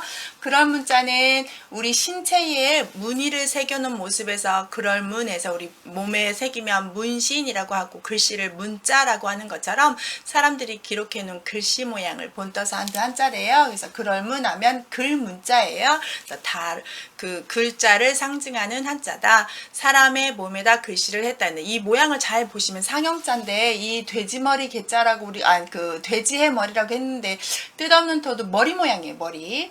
그 다음 글씨를 이렇게 엇갈려서 썼다 해서 가위표를 쓰면서 글씨를 쓴 모습을 본떴다고 합니다. 자, 그럴문. 두 번째 말두자는 어떤 그릇에다가 곡식을 담아놓은 걸 그래서 한 말, 두 말 할 때 쓰는 양이어서 곡식을 그려놨어요. 제가 이제 그릇을 하나 그려놨잖아요. 그래서 이 쌀알을 점점 찍고 나머지를 그릇으로 이렇게 쓴 한자라고 해요. 그래서 이게 들어가면 곡식의 양을 재는 한자로 쓰고 있다. 그래서 말두 그러면 그릇 양이다 이렇게 하시면 좋겠고요. 세 번째 도끼근은 도끼 모양인데요. 이걸로 하면은 도끼로 치거나 자르거나 이런 한자로 쓰게 되고 근근이라고 해서 무게단위 근이라고 씁니다. 고기 한 근, 두 근 할 때 600g 정도 되는 근 단위로도 쓰는데 여기에서는 학자에서는 도끼근만 먼저 외우시고 나머지 이럴 때는 그럴 때도 쓰는구나 라고만 이해하시면 되지 않을까 싶어요. 그래서 도끼근이 들어가면 자르다 이런 뜻을 가져요. 새로울 신자 같은 단어 끊을 단자에 들어가고 있습니다. 네 번째 모방은 사방의 모서리 방자인데 쟁기 모양을 본뜬 한자라고도 하고 모방이 들어간 한자들 방 발음으로 하는 한자 영상 한번 올렸죠. 참고하시고 모방자도 부수였더라 한번 보시면 좋겠고요. 업슬무자는 원래 업슬무가 이렇게 안 쓰죠. 우리 업슬무 하면 어떤 자로 생각나냐면 여러분이 이런 자로 생각하잖아요. 지금은 업슬무 읽어 쓰지만 옛날에 이 업슬무로 쓰는데 부수 복수 한번 하시면 위에 한이를 빼면 절름발이 왕이라는 한자로 배웠어요. 다리가 불편한 사람인데 거기에다가 다시 한이를 붙여서 다리가 불편하다 못해 정말 쓸모가 없게 되었다. 정말 다리를 쓸 수가 없다. 그래서 없다를 강조하는 한자고요. 쓰는 한자가 많지는 않아요. 중요하지는 않고요. 이믹이라는 한자의 오른쪽에 있는 한자. 그래서 이믹이자의 오른쪽하고 똑같이 생겼네. 그래서 사람들이 이믹이 방이라고도 불러요. 그래서 이믹이 방이라고도 부를 때는 이믹이에서 봤기 때문에 그렇게 표현하고 진짜 한자는 없을 무자인데 쓰임은 많지 않다. 이렇게 보시면 좋겠고요. 날이라고 괄호를 할 건데 날일은 우리가 생각하는 태양을 그린 한자예요. 그래서 그림을 그리면 이렇게 태양이 있잖아요. 그러면 태양 핵이 있고 태양이 이렇게 있는 모습을 여기에서 태양이 이렇게 해서 점 찍고 이렇게 가는 거죠. 그래서 날이를 뭐라고도 할 수 있다, 해일이라고도 할 수 있다 이렇게 보시면 좋겠습니다. 그래서 날일, 해일 하시면 되고 이게 들어가면 다 태양하고 관련되고 옛날에는 태양을 보고 시기를 봤기 때문에 시간하고 관계되는 한자가 되겠습니다. 한자가 너무 많기 때문에 여기서 다 말할 수는 없고 이것도 부수 파트에서 집중적으로 한번 다뤄드릴게요. 가로할자를 보시면 말씀하시던데 날일보다 한자가 상당히 커요. 큰 저번에 입구보다 크면 큰 입구라고 한 것처럼 얘도 나리보다 커서 크다라고 볼 수 있지만 말씀하시는 입을 더 크게 강조하는 한자라고 해요. 그래서 가로왈, 말씀하실 왈이라고 보시면 좋겠습니다. 그래서 뭐뭐뭐뭐 가라사대, 공자 가라사대, 맹자 가라사대 하면 가로, 맹자왈, 공자왈 이렇게 할 때는 왈자예요. 그래서 말씀하는 입 모양이라고 보시면 좋겠고요. 어떤 사람이 옳다고 말하다, 아니다 말하다, 왈가, 왈부하다 이럴 때 쓸 수 있는 한자예요. 그래서 크기별로 받는다는 거, 말씀하다는 거, 입 모양이라는 거 좀 보시면 좋겠습니다. 사획부수 한번 정리할까요? 그럴문 몸에 새긴 글씨 모양, 그릇 모양, 토끼 모양, 쟁기 모양, 없다라는 마약을 이제 절름발이 모양, 쓸모없는 정말 쓸 수가 없는 신체가 되어버렸다는 말, 해 모양, 그다음 말하는 입 모양. 자, 부수는 이렇게 사람의 사물의 모양을 본뜨기도 하고 사람들에게 한 약속인 지사자를 쓰기도 한대요. 이어서 달 모양 하면 달오리고 나무 모양 하면 나무목이고요. 달오리 들어가면 달하고 관계되고 나무목이 들어가면 나무하고 관계돼요. 그 다음 하품문자 보시면 사람 입에서 뭔가 나오는 입김 모양이 나온다. 그래서 하품음인데 이게 들어가면 입이 크다라는 한자에서 여기 노래가가 들어간 것처럼 옛 속설에 입이 크면 노래를 잘하더라 이런 것처럼 입을 크게 벌리는 행위할 때는 하품음자를 많이 씁니다. 뭐 마시름 할 때도 하품음을 쓰고요. 그다음 그칠지는 정지하고 있는 발 모양인데 우리가 발족자를 이렇게 쓰잖아요. 이 발족자가 변형을 할 때 아래가 이렇게 쓴 것처럼 이 발 모양을 쓴 한자예요. 그래서 이 그칠지는 정지하다라는 뜻으로 보시면 좋겠고요. 그 다음에 이 한자가 좀 특이한데 뼈 앙상할 알이라고 썼는데 원 뜻이고요. 여러분은 죽을사변이라고 많이 아실 거예요. 이 죽을사 이렇게 쓰잖아요. 사람이 뼈가 앙상하게 남아서 말라 죽는 모습을 그린 한자래요. 그래서 이렇게도 쓰고 이렇게도 쓰는데 이게 들어가면 뼈만 남았다는 얘기는 곧 살 가망성이 없어서 죽었다는 의미여서 죽을사변이라고 쓰는데 이거는 죽을사 옆쪽에 있는 한자랑 비슷하다 해서 흔히 죽을사변이라고 많이 하시는데 여러분도 뼈 앙상할 알자가 좀 특이하긴 하시지요. 그래서 뼈 앙상할 알자 참고하시고 이게 들어가면 죽음이다. 그 다음 칠수자를 보시면 전 시간에 삼획에서 어떤 자를 배웠냐면 저희가 이런 칠복자를 배웠고 오른쪽으로 오면 등 그럴문이라고 쓰더라. 그럴문이랑 같아서 그런데 이거와 어느 정도 조금 모양이 위에만 달라졌네. 그래서 두리뭉실해져서 두툼해졌네 해서 칠복자하고 똑같아서 갖은 등그럴문이라고 명칭을 하기도 하지만 여러분은 그냥 이게 들어가면 때리다 이런 한자가 있다. 여기도 보시면 우리가 이런 자 있죠. 무슨 자예요? 그렇죠. 죽일 살자예요. 그래서 때려서 죽이다 라는 것을 이렇게 때리다라는 한자로 쓰는 한자이기 때문에 칠수자도 때리다, 칠복자도 때리다. 다만 칠복보다 칠수는 무기가 상당히 나무가 두꺼워요. 그래서 위에 부분이 변하더라. 별칭은 갖은 등그럴문이라고 있더라. 말무자는 말이란 뜻은 뭐뭐 하지마 라는 뜻이에요. 이 말무가 뭐라고요? 뭐뭐 하지마. 근데 여기에서 온 한자가 계집녀라는 한자가 있는데 이 한자를 여기에다가 뭐만 붙였냐면 가운데에다가 이거 하나만 쓴 거예요. 이거 하나만. 그래서 만든 한자인데 자 여자한테 함부로 하지마 라는 뜻으로 하지마 라는 뜻을 썼대요. 그래서 계집녀에다가 이거 하나 붙여서 만든 한자고요. 모양이 계집녀하고 이거하고 비슷한 한자 어미 모자에 때도 한번 쓰고 있는데 어머니 모자는 계집녀자에다가 점 2개를 써서 아이에게 수유하고 있는 여자를 상징해서 이 점 2개는 엄마의 수유하고 있는 유두를 상징한대요. 그래서 여자, 엄마, 함부로 하지마가 연결이 되고요. 문장에서 금지사를 쓸 때 하지마 하지마 할 때 이 말무자를 많이 씁니다. 그래서 이 말무할 때는 하지마라는 뜻을 꼭 기억하셔야 됩니다. 자, 사획 한자 사획 횟수로 끝나고 부수자예요. 부수는 뜻을 담당하기 때문에 오늘 배운 한자들은 다 이 한자들이 들어가면 이런 영향을 하는데 자 달오리 들어가면 달, 나무가 들어가면 나무, 하품음이 입이 크다, 그칠지는 정지하는 발 모양, 뼈 앙상할 알 하면 그러면 죽다. 칠수하면 때리다, 말무하면 하지마 라는 뜻이 있다는 거 보시면 좋겠습니다. 오늘 이렇게 사획 한자를 했고요. 사획 부수는 상당히 많아요. 다음 회차에도 한 번 더 하겠습니다. 반복해서 한번 보시고요. 아래 내용도 한번 보세요. 수고하셨고요. 다음 시간에 만나요. 구독, 좋아요 항상 부탁드립니다. 수고하셨어요.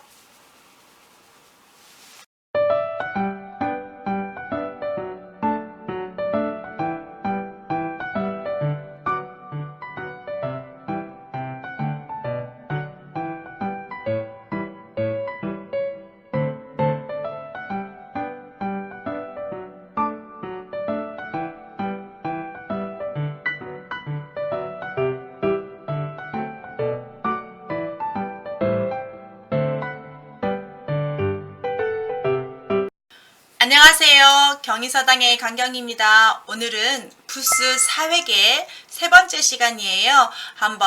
부스 한번 외워볼까요? 첫 번째 견줄비를 보는데요. 비교하다 할 때 쓰는 한자예요. 이 견줄비자는 사람이 같은 방향을 보고 있는 사람을 해서 앞에 사람과 뒤에 사람을 비교하는 모양으로 그렸다고 하는데요. 이게 들어와서 다 비발음을 좀 하는 경향이 있고 뜻도 도와주긴 하는데 사람이 앞을 본다고 하니까 여기다가 이렇게 머리를 집어넣으면 앞으로 나란히 하는 사람처럼 보이지 않나요? 그래서 견줄비는 이렇게 설명을 하고 있습니다. 이 견줄비와 상당히 비슷한 자가 하나 있는데 어떤 자가 생각이 나나요? 그래요. 서로 사람이 등 돌리고 있는 모습에 북녘북자라는 한자가 하나 있는데요. 이거는 사람이 등 돌리고 있어서 차갑다, 등을 돌려 있는데 뒤쪽의 방향이 북쪽이다 해서 쓰는 한자예요. 견줄비와 북녘북이 상당히 모양이 비슷하니까 조심하시면 좋겠습니다. 두 번째 털모자는 털이 이렇게 밖으로 빠진 모양인데 이 털모자도 딱 보자마자 뭐랑 비슷한 한자가 하나 있나요? 그렇죠. 이렇게 한 모양이어서 손수자가 하나 있죠. 손수는 앞으로 꺾지만 털모자는 뒤로 뻗는 모습을 보셔서 이 털모가 들어가면 털과 따뜻함을 상징하는 한자예요. 세 번째 성씨 씨자는 우리가 김씨, 이씨, 박씨, 강씨, 최씨 뭐 이렇게 성씨 뒤에 놓는 건데 그 조상들 대대로 그렇게 어디 가문이다 라고 해서 뿌리를 찾아가는 것처럼 길게 연결이 되어 있다 라고 해서 사람의 가문의 뿌리라는 모양을 본떠서 이 성씨 씨자는 나무 뿌리 모양을 본뜬 한자래요. 그래서 성씨 씨자는 뿌리라는 뜻을 가지고 있어요. 사람의 성씨지만 뭣도 갖고 있다? 그렇죠. 뿌리라는 뜻이 갖고 있다. 꼭 알아두셨으면 좋겠습니다. 자, 그 다음은 기운기자인데요. 이 기운기자는 아래다가 쌀미를 집어넣어야 한자가 되는데 어미라는 표현을 썼다는 건 위쪽과 옆에 측면을 감싼 거고요. 이게 들어가면 기운과 관계되는 한자가 되고 거의 발음이 기자 발음을 하는 경우가 많아요. 그렇게 알고 계시면 되겠고요. 다섯 번째 물수인데요. 상당히 많이 쓰는 부수인데 이 물수가 들어가면 다 뭐와 관계되냐면 물하고 관계되는데요. 혼자 쓸 때는 물이지만 왼쪽에 오게 되면 물방울 3개로 변하게 되고 이 물수가 아래쪽으로 변해서 아래쪽으로 가게 되면 발이라고 해서 물수발이라고 표현을 합니다. 그래서 물수가 왼쪽으로 하면 물수변, 아래쪽으로 오면 물수발 이렇게 표현하는 말이 있으니까 이제 뭐 어려운 단어라면 여러분이 힘들까봐 말로만 살짝 하면 뭐 물이 들어가는 한자들 앞에 물 쓰면 강강자라든지 물하자라든지 바다해, 바다양 이런 한자가 있지만 물수발자는 폭포폭자가 있어요. 그래서 그런 한자들은 아래쪽에다가 이렇게 물수를 집어넣어서 물수발 모양을 집어넣는답니다. 지금 부수 시간에는 어떤 것만 하시면 된다. 이 부수가 들어가면 어떤 의미가 있다. 이것만 아시면 됩니다. 자, 여섯 번째 불화도 똑같아요. 자, 불하고 관계되는 한자인데 이게 들어가면 다 불이고요. 쓰는 건 점부터 쓰고 사람인을 쓰는 게 순서고요. 이걸 아래쪽에 왔을 때 점이 하나, 둘, 셋, 네 개니까 하나, 둘, 셋, 넷. 불화가 아래쪽에 왔을 때 있으니까 불화발, 연화발이라고 하는데 이 연화발은 불화가 연결되어 있구나 라고 표현하는 말이라고 하고 연화라는 말, 발이라는 말은 여기서 똑같이 따온 말이에요. 아래쪽에 위치했을 때 쓰는 말이에요. 그래서 이렇게 점 4개가 들어가면 불화하고 관계된다라고 하시면 되겠습니다. 자, 물수와 불화가 들어가는 한자가 한두 개가 아니기 때문에 여기서 다 말씀을 드릴 수는 없고 다음에 제가 또 부수 파트로 나눠서 심층 한자를 공부할 때 말씀드릴게요. 지금은 불화 들어가면 불하고 관계되는 한자만 아시면 됩니다. 그 다음 일곱 번째 손톱조자인데 손톱 모양을 본뜬 한자인데 예를 들어서 손을 이렇게 손을 그렸다고 보시면 되고요. 얘가 위쪽에 갔을 때는 이렇게 짧아져요. 그래서 이때는 손톱조 머리라고 불러요. 자, 이게 손 이런 모양이다. 그래서 손 모양하고 관계돼서 손하고 관련되는 한자들이 있다. 말로만 조금 얘기 들으면 다툴증 같은 거, 한류자 같은 거 위쪽에 있는 한자입니다. 8번째 아버지 부자는 양손에 2개 뭔가를 들고 있는 아버지인데 유래를 보면 아버지가 한 손에는 회초리를 들고 한 손에는 도끼를 들었다 해서 옛날 도끼는 권력을 상징하고 회초리는 교육을 상징해서 아버지가 권력을 다 쥐고 있으며 교육까지 담당하는 아버지를 뜻하는 한자래요. 쓸 때는 양쪽 점을 찍고 가위표를 쓰시면 되고 아버지 부예요. 점괘 여는 아버지 부와 상당히 똑같지만 이건 언제 보냐면 우리가 윷놀이 하실 때 보시면 그 윗부분에 새겨진 무늬잖아요. 그래서 점을 칠 때 표시를 해놓았던 모양에서 무늬를 그렸던 모양에서 그럴문하고 상당히 또 비슷하게 생겼어요. 그래서 점괘 요자는 이렇게 무늬 모양에서 점괘, 점을 볼 때 썼던 문이고요. 저런 문장들은 그럴문자 대용으로도 많이 쓰는데 배울학자 같은 거 가운데 부분에 썼을 때 저런 모양이 좀 들어가 있는 경향이 있긴 하지요. 그 다음 조각장과 조각편이 있는데 모양이 서로 반대가 돼 있는데 그림 하나를 그릴게요. 통나무가 하나 이렇게 있다고 하면 반절로 잘라서 이쪽 조각이 있고 이쪽 조각이 있어요. 그러면 이쪽 조각은 왼쪽 조각이고 이건 오른쪽 조각이죠. 그래서 똑같이 조각이 나서 조각인데 조각 장자는 왼쪽에 있고 조각 편자는 오른쪽에 있어서 이렇게 모양을 구분하게 되는데요. 조각 장자가 조각편보다 쓰임이 많기 때문에 조각장에 별명이 하나 붙는데 사람들이 이 조각장을 장수장이라는 한자에서 봤어. 어디서 봤어? 장수장 변에서 봤어. 그래서 얘를 장수장 변이라고 읽어요. 그래서 조각장이 훨씬 쓰임이 많다는 걸 유념해서 보시고 똑같이 나무 조각이지만 나무를 나눠서 이쪽 조각과 이쪽 조각을 나눴다는 걸 꼭 기억하시면서 외우시면 되겠고 10번인 조각장이 훨씬 쓸모가 많다는 걸로 아시면 좋겠습니다. 조각장하고 조각편은 같이 보시는 한자예요. 쓰는 순서는 니은 한 획, 2획, 3획, 4획. 여기는 여기를 먼저 쓰고 하나, 둘, 셋 이렇게 쓰십니다. 하나, 둘, 셋, 넷. 하나, 둘, 셋, 넷 이렇게 쓰시면 4획으로 다 마무리됩니다. 12번 어금니 야자는 어금니 모양을 본뜬 한자인데 그림이라고 하니까 또 못 그리는 그리지만 제가 좀 그려볼게요. 그래서 이렇게 그림을 이렇게 어금니 모양을 본뜬 한자에서 어금니 이 모양이고 이게 들어가면 아 발음이나 치아하고 관련돼서 코끼리 어금니를 우리가 상아라고 하지요. 그때 앞자입니다. 소우자는 소 모양에서 위에 뿔을 그려서 강조해서 소우자가 되고 이 소우자하고도 상당히 비슷한 한자 하나가 있지요. 그렇죠.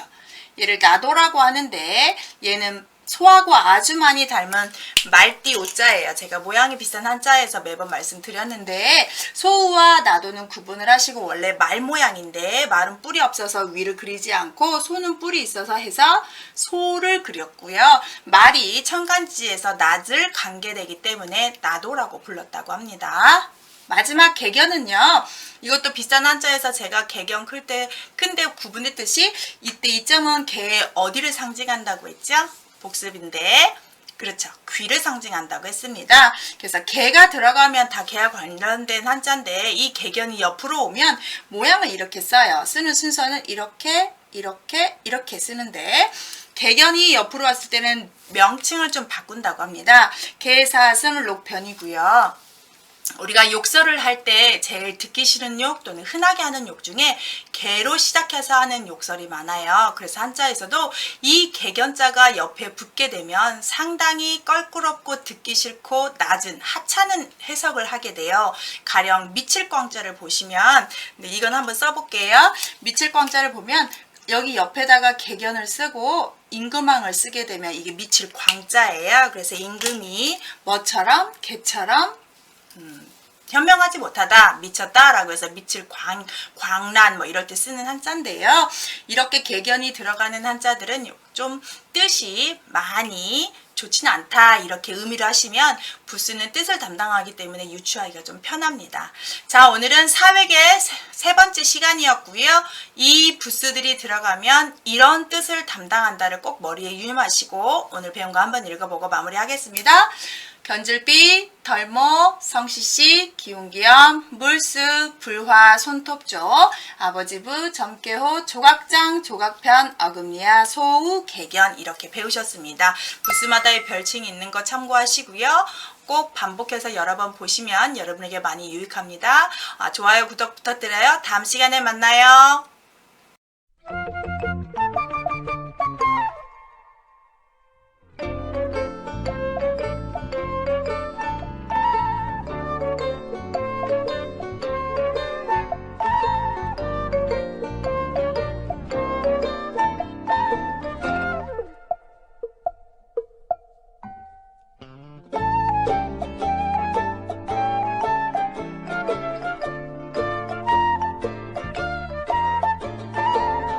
안녕하세요. 경희사당의 강경이고요. 오늘은 부스 5회 첫 번째 시간입니다. 한번 부스 공부해 볼까요?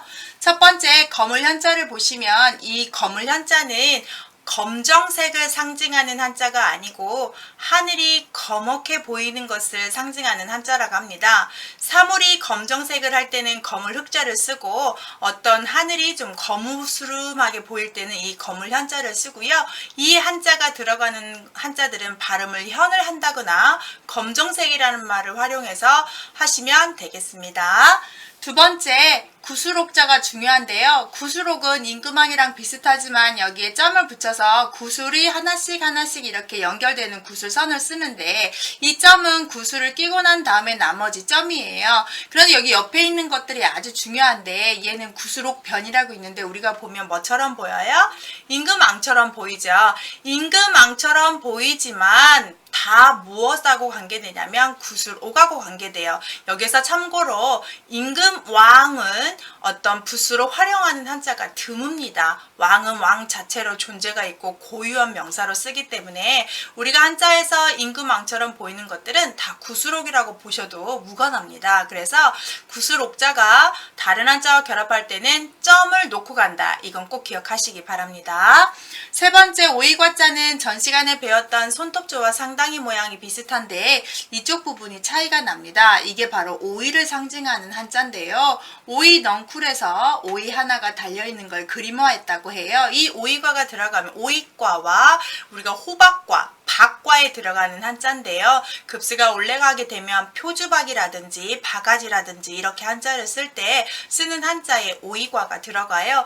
여기에서 오이과는 다른 한자를 도와주는 것보다 오이라는 뜻에서 관연이라는 뜻이 있는데 18살 된 여자를 관연된 여자라고 표현하고 결혼할 나이를 표현하는 한자인데요.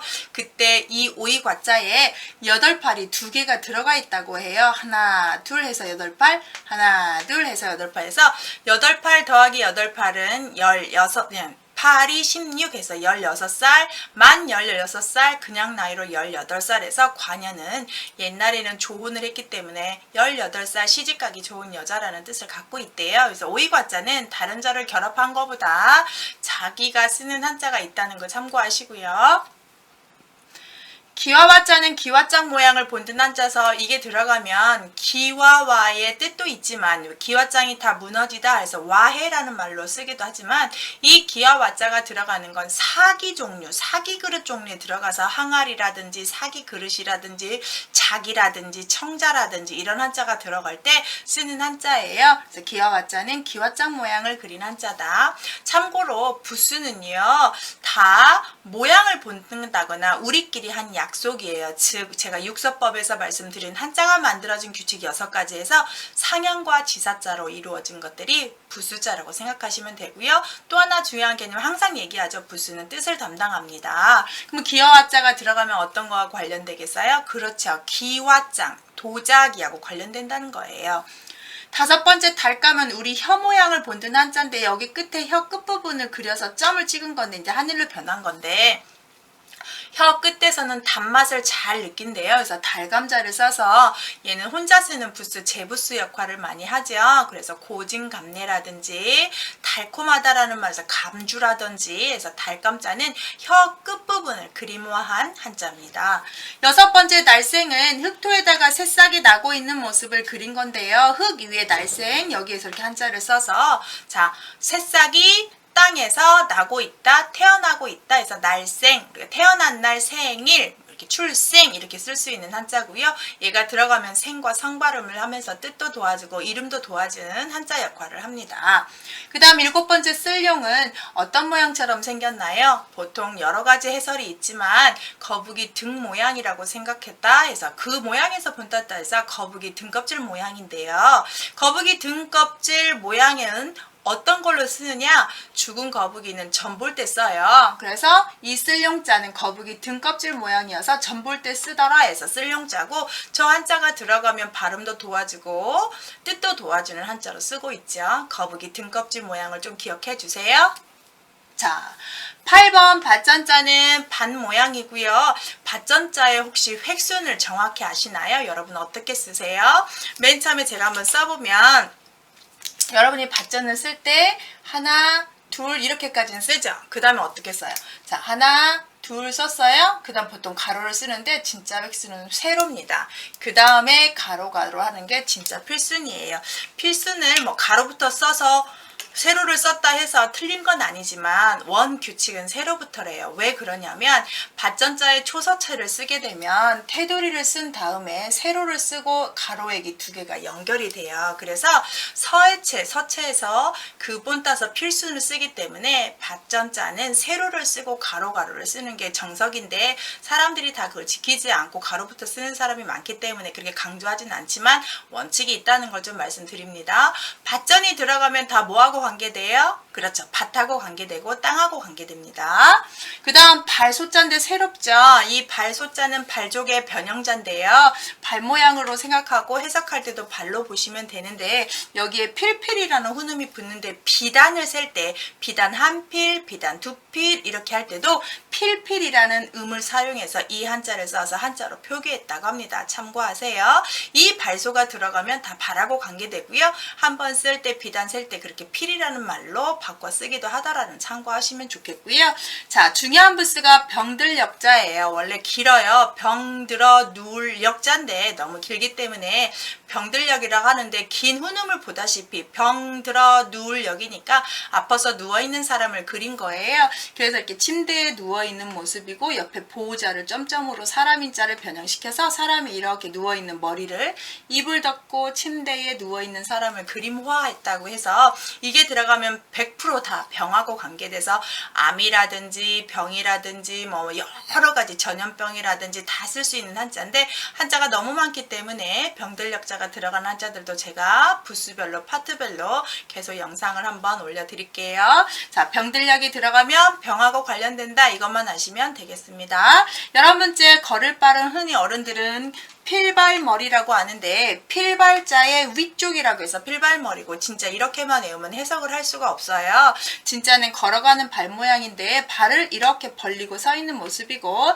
손을 호주머니에 넣고 있는 모습이어서 일단 발을 벌리고 있고 발을 움직이고 있으며 발을 크게 활동하는 것, 즉 하나만 기억하시면 됩니다. 이게 들어가면 걸어가다 움직이는 발이다 이렇게 하시면 좋겠고요. 쓰는 한자가 여러분이 쉽게 아는 게 오를 등자 같은 거에 들어가는 한자잖아요. 올라가다, 걸어가다 이렇게 발 모양이지 필발머리라고 하면 무슨 뜻인지 해석이 안 돼요. 그래서 이 별칭들은 참고만 하시고 원 뜻을 알기를 원합니다.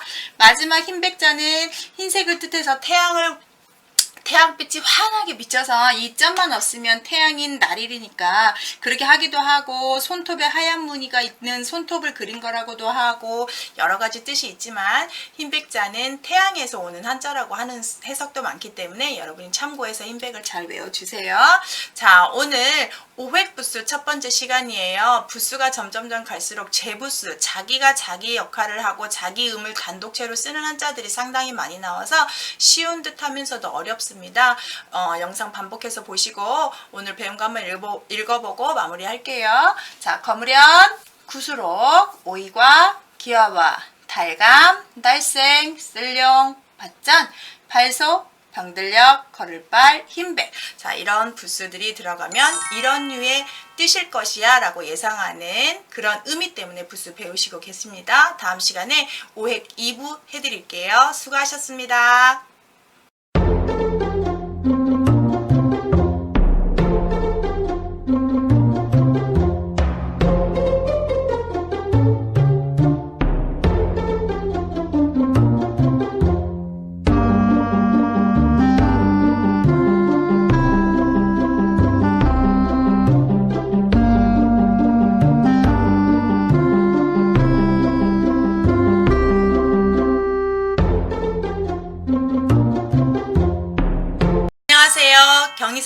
강경입니다. 오액부스 두 번째 시간이에요. 오액부스는 이 두 번째 시간으로 마무리됩니다. 자, 첫 번째 영상 잘 보셨죠? 자, 두 번째 영상을 한번 공부하는 거 시작해 볼게요. 첫 번째 가죽 P자가 나오는데 이 가죽이라는 한자가 들어가면 짐승 가죽을 상징하는 한자고요. 옛날에 옷이 없을 때는 이 가죽으로 입었기 때문에 필요한 한자고, 이 한자가 뜻도 도와주면서 발음 부분을 해서 이 가죽 P가 들어가는 한자들은 발음을 어떻게 하는지 아세요? 네. 피와 파 발음을 많이 합니다. 여기에서 조금 유념해서 보셔야 되는 게 뭐냐면 여기에 있는 한자예요. 이 한자는 또자라고 하고, 또는 어디에서 왔냐면 손 모양에서 왔다는 말씀을 계속 드렸잖아요. 이렇게 손. 그러면 이 손에다가 칼을 들고 가죽을 벗기고 있는 모습을 그렸다고 합니다. 그래서 가죽 P가 들어가면 가죽하고 관계되는데 어떤 약품 처리나 많이 마모질이 되지 않은 생가죽을 생각하시면 되겠어요. 왜냐하면 나중에 가죽이 아주 중요해서 한자가 두 개가 더 있는데, 미리 말씀을 드리면 가죽 혁자와 가죽 위자가 나와요. 근데 그 가죽들은 상당히 고급 가죽이고, 이 가죽 P자는 생가죽이라고 표현을 하고 있어서 손에 칼을 들고 벗기고 있는 모습을 그렸다고 합니다. 모양을 잘 기억해 두세요. 두 번째 그릇명자는 그릇 모양인데 이것도 비슷한 한자가 하나 있죠. 위에다가 점을 붙이게 되면 나중에 배울 부수지만 이건 피혈자가 돼요. 그래서 피혈은 핏방울이 붙은 거고, 안 붙으면 그릇이고, 이게 들어가면 다 뭐하고 관계되냐면 다 그릇하고 관계가 돼요. 그래서 그릇명자가 들어가면 그릇이다 꼭 기억하시고 있으면 해석할 때 상당히 쉽습니다. 그래서 대하 관자라든지 그릇이 상당히 많아요. 그릇에다가 내가 뭔가를 놓고 맹세를 한다든지 해서 맹세할망이도 들어가고 고요. 그릇 모양이니까 기억해 두세요. 세 번째 눈목자죠. 여기가 이렇게 눈을 그린 거고요. 눈 모양을 그리면서 눈목이 들어가면 보다와 어떤 관련된 한자가 다 되겠죠. 창모자 보시겠어요? 창은 창 모양을 본뜬 한자인데 창 중에서도 여러 종류가 있는데 위에가 아주 날카롭게 생기고 자루가 길며 장식이 달린 창이라고 합니다. 그래서 얘가 들어가면 혼자 쓰기도 하지만 이게 들어가서 무기하고 관련되는구나 라고 보시면 됩니다. 아주 화려하고 자루가 긴 창, 무기를 상징해요. 다섯 번째 화살시도 화살 모양인데 화살촉을 그려놓고 화살 끝에 있는 깃털 모양을 그린 거여서 이게 들어가면 화살시인데, 이 화살시도 조금 유념히 보시면 혼동되는 한자가 하나 있어요. 이렇게 해서 올라가게 되면 여러분이 혼란스러운 한자죠. 이거 무슨 자죠? 이를 실자죠. 그때 한번 비슷한 한자에서 제가 말씀드렸던 한자예요. 그래서 화살 모양을 할 때는 화살시고, 위에 올라가게 되면 이를 실는데 다시 복습하면 이거를 이쪽으로 써서 손수자 모양이라고 그랬어요. 그리고 이거는 손에서 떨어지는 물건을 그린 거고요. 그래서 실수하는 손입니다. 이건 화살 모양이고요. 돌석자도 오르누하고 많이 착각하는 한자인데 언덕 밑에 돌덩이 하나 있는 것만 그린 거고요. 돌석이 들어가면 돌하고 관계된 한자예요. 이게 들어가게 되면 이제 화석이나 돌, 광석이나 이런 말을 쓰겠죠. 단단한다거나. 그래서 돌석이 들어가면 돌하고 관계되는 한자가 되겠습니다. 일곱 번째가 제일 중요해요. 보일시자인데 이거는 제사상 모양을 그린 한자래요. 옆으로 오게 되면 이렇게 변하는데 변하는 모양을 좀 보세요. 이 점은 이렇게 써요. 그 다음에 이걸 이렇게 연결해요. 그러면 하나하고 하나가 있죠. 그래서 이 보일 시자를 변형해서 쓰는 한자인데, 우리가 규신신을 쓴다 그러면 예시를 한번 보세요. 규신신을 쓴다 그러면 신자가 이렇게 써서 이렇게 써도 되고, 옆에 변형자를 써서 이렇게 써도 된다는 얘기잖아요. 그래서 모양이 같다는 거. 여기서 또 중요한 게 있는데, 그럼 이 모양이랑 상당히 비슷한 애가 하나가 있는데 이렇게 쓰게 되면은 같은 자가 아니에요. 이건 나중에 다시 한번 하겠지만 먼저 설명하고 갈게요. 이렇게 쓰게 되면 오드자의 변형자예요. 그래서 오드자는 이 뒤가 두 개가 남기 때문에 여기서 두 개를 쓰고, 보일시는 하나가 남기 때문에 하나를 써서 모양이 비슷해 보여도 해석법이 완전히 다르기 때문에 잘 보셔야 됩니다. 나중에 이거는 구분하는 방법을 다시 한번 말씀드리고 또 한자 예시도 많이 알려드릴게요. 오늘은 보일시가 들어가면 제사상 모양을 그린 한자이기 때문에 제사, 그럼 조상, 조상은 귀신, 신 이런 식으로 여러 가지 관련이 됩니다. 그래서 딱 두 가지만 외우세요. 조상과 신을 담당하는 한자다. 그 다음에 혼자 쓸 때는 그냥 포다, 씨 이렇게 보다, 여자 그 영어로 see, 보다라고 하셔도 되겠어요. 그래서 이게 들어가면 조상하고 관련된 한자고 변형자가 이렇게 있다. 꼭 유념하셔서 보셔야 되겠습니다. 짐승 발자국 육자는 짐승 발자국 그림 모양이고 이게 들어가면 짐승 발자국과 관련되는데 많이 쓰지는 않고요. 우리가 날짐승 금자 할 때 아랫부분에 좀 쓰는 경향이 있어요. 한자가 좀 어려워서 쓰진 않을게요. 너무 여러분이 힘드니까. 그래서 짐승 발자국 모양이다. 이렇게 하시면 되겠어요. 벼화자를 볼게요. 이 벼화는 나무목에다가 이것만 비친 건데, 자, 벼가 익어가요. 벼가 익어갑니다. 여기에다가 추수할 때 이렇게 익어가는 벼를 그린 거가 이거가 되겠죠. 그래서 이게 들어가면 곡식과 농사와 관련된 한자를 해서 이 곡식을 다 추수한다. 그러면 나만 먹는 게 아니라 세금으로도 낸다 해서 세금도 관련된 한자가 있고 농사, 곡식 다 쓰는 한자입니다. 그래서 이 모양을 좀 기억해 두세요. 구명혈자는 진면에다가 동굴 모양을 그려서 아주 원시적으로 동굴을 팠을 때 정말 동굴 굴자에도 들어가고요. 구명혈자는 빌공자에도 들어가죠. 그래서 구명항자 들어가면 집을 동굴 파는 모양에서 온 한자입니다. 마지막 설립자는 사람이 서 있는 모습인데 이것도 사람 그 뼈대만 좀 그려보면 잘 보세요. 머리 그리고 목 그리고 팔 그리고 몸통 그리고 다리를 그릴 수 있잖아요. 그래갖고 이 사람이 땅에 서 있어요. 이거를 그림화 해보세요. 잘 보세요. 머리는 점이 되고 팔은 한일이 됐으면 이 몸통 다리 하는 건 두 개가 되고 땅뻥을 딱 그리면 설립자가 돼요. 그래서 사람이 서 있는 걸 그린 거고요. 언뜻 보면 우리 한글 피읍같이 생겼죠. 그거는 아니고 피읍이 되려면 이렇게 돼야 되니까. 그래서 설립자는 뭐와 관련되냐면 사람이 서 있는 모습을 그린 한자래요. 이게 들어가면 서 있다 이렇게 해석을 하셔야 해석이 되는 한자입니다. 자, 영어의 알파벳이 있듯이 한글에 가나다라 아야오요가 있는 것처럼 한자에는 부스가 있어요. 이걸 모르면 한자의 조합법을 잘 알기가 힘듭니다. 꼭 부스는 214자 정도 되니까 외우시고 제 영상을 보신다면 엄청나게 쉽게 빨리 한자를 습득할 수 있습니다. 그게 바로 비법입니다. 오늘은 오획부수 마무리했습니다. 읽어보고 마무리할게요. 가죽피, 그릇명, 눈목, 창모, 화살시, 돌석, 보일시, 짐승 발자국류, 벼화, 구멍열, 설립 이렇게 한자 배우셨습니다. 반복해서 보시고요. 여러분에게 도움이 되셨다면 좋아요 눌러주시고 계속 보시고 싶으면 구독 눌러주세요. 수고하셨습니다.